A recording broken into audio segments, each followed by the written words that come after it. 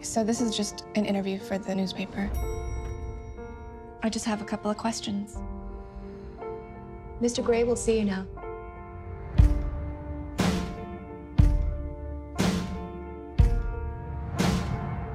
What was he like? He was polite, Intense, smart, really intimidating. Do you have any interests outside of work? What about you? I'd like to know more about you. There's really not much to know about me. Look at me.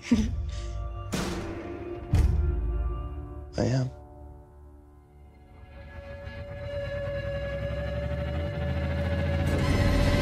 Hi, Jamie. Hi, how are you doing? Very well, thanks. So first of all, I want to congratulate you. Obviously, you are crowned Glamour magazine's sexiest man of the year. So there's your lovely page there. I haven't seen this. So that's yours. I'm actually getting it. Yeah, you can keep that one. Look at this. Take a nice, gorgeous, sexy pose for the Glamour. So am I holding it up? Yes, please. Perfect. About as sexy as I do, I'm afraid. Well, it's a real, plethora of looks and yeah. It's a definition of success. Forget the Golden Globes, Oscars. Yeah, right. That's what it's all about. Very good, thank you. That's for you. So 50 Shades, you've been asked a million questions, no doubt probably today. What are you bored of being asked? No, I wouldn't say bored. I understand why people are asking it, but the one I'm finding difficult to answer is, are you ready? Like, a lot of people just like, are you ready for this? Are you ready for the madness? Are you ready for... Question 2. Are you ready for the attention? All that sort of stuff. Because there actually is no answer. I don't know how to answer it. There's not anything I can do to tangibly be ready for what's going to happen, Yeah, there's no prep score for that, is there? No, and are you ready for life changing? And I guess people recognise you in the street more. Maybe that occurs. But my thing is, and I take comfort in the fact that the very core things in my life and the things that keep me normal, and I mean, I would say this outside of being an actor. I mean, in general, if I wasn't an actor, the things that I care about most are my family and my mates, and I love both, and I've had the same group of mates since I was a kid, and that doesn't change. So essentially, those things my answer is I don't think my life will change because those things don't. Well, that leads me to my next question. So when you told your mates from home about you landing this role, maybe in the pub, what did they say? Did they laugh? Did they go, oh my God? Sort of varied responses. I mean, it was kind of, it was like we had a situation where when I found out I was doing it, within 4 or 5 days, we'd moved to Vancouver. My wife was heavily pregnant, so we had to get out there before she couldn't fly anymore and get out there and have our Canadian baby. And then we were filming within 4 weeks of that. So there wasn't really a lot of time. I talked it through with a few of the boys, and I'll understand why some of them won't want to see it. But some of them are going to be supportive too.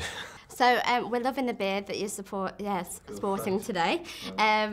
Did you grow it as sort of camouflage now that you're going to be getting so much attention? And in general, would you vote beard or no beard? I mean, it'd be kind of a silly move to see it as camouflage now because I'm doing all this press with it. So, I'm going to be stood there on the red carpet tonight unless I choose to shave it in the next few hours. So, that wouldn't be much of a trick. It's potentially for another project where I might need it, so I don't want to shave it off in case. But also, I just find it more comfortable. It's bred out of laziness. I don't enjoy the act of shaving. I find it really tedious, and I don't understand how guys do it every day. So what are you going to do about DIY now? We're quite worried. Will you ever go to B&Q ever again? I love going to B&Q. I love it. Because you end up coming back with stuff, that you don't go in for, which I find really interesting. Yeah, I mean, look, I'm not going to be in there looking for cable ties and rope and those things unless I need them. Not for those purposes, but you know what I mean? Yeah. But I hope I don't end up not being able to go there because I do love a good DIY shop, although I'm awful at DIY. And did you receive any advice from friends who have been in a similar franchise, like a film's sort of similar, and dealing with all the attention? I think it's great. I mean, I've great, very close actor friends who are all, you know, for the most part in a good place in their life professionally and personally for most of them. And, you know, it is good to draw on that. We all do that. We all talk to each other about work a lot and in a very non-competitive way, and that's a really nice thing about it. I think I've siphoned out and picked the good guys out of the group. And, yeah, I mean, I talked to a couple of guys maybe a little bit about stuff like that, but, you know, essentially it's your decision, and you take, you know, you take that on yourself, and you trust your counsel, your agents, your wife, your friends, all those people to help you make decisions. To what do you owe your success? I exercise control in all things, Miss Steele. It must be really boring.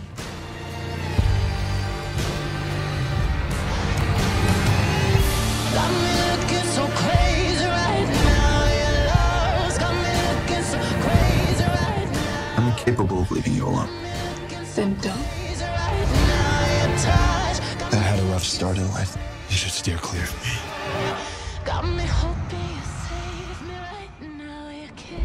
I don't do romance. My tastes are very singular. You wouldn't understand.